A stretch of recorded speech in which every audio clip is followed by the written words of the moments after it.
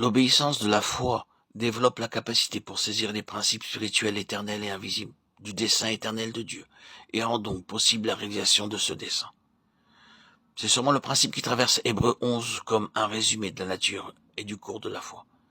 Mais c'est une seule foi, la foi même du Fils de Dieu. Cette foi est une puissante énergie spirituellement militante et le moyen par lequel les batailles de l'Éternel ont toujours été livrées. C'est ainsi que le grand conflit final avec la hiérarchie satanique conduira à un dénouement victorieux par la foi de Christ triomphant dans son Église. Apocalypse 12, 11. Alors, la souveraineté des cieux sera établie par l'Église sur les portes, les conseils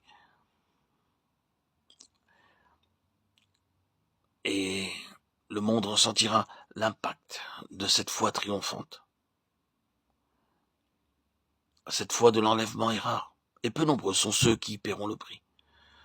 Le Seigneur pourrait bien demander s'il trouvera ce genre de foi sur la terre à sa venue.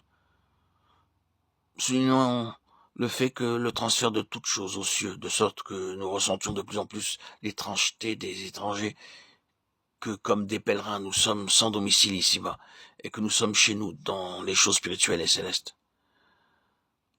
Soulignons donc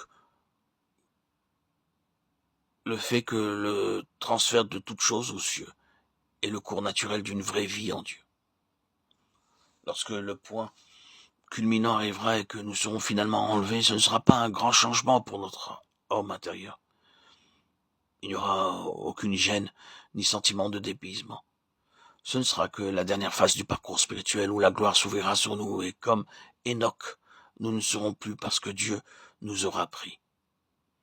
Il reste à dire seulement que celui-ci est le sentier de la gloire et à la gloire. La gloire est toujours une gloire céleste. Finalement, elle sera manifestée dans une humanité parfaite. À présent, elle est secrètement dans l'esprit du croyant et sans qu'il puisse le définir aux autres, chaque nouveau pas vers le haut dans la foi devient plus merveilleux pour lui. Ce serait une pauvre description de la gloire divine de dire qu'elle consiste en l'absence de corruption et en incorruptibilité, en perfection d'entendement, en perfection d'harmonie, en perfection de capacité, en perfection de miséricorde, mais presque imperceptiblement.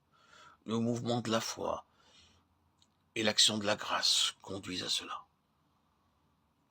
La semence incorruptible qui rend possible le corps incorruptible est déjà dans les fils de Dieu par la foi. Les yeux de leur intelligence s'ouvrent et les choses célestes deviennent pour eux beaucoup plus réelles que les choses visibles.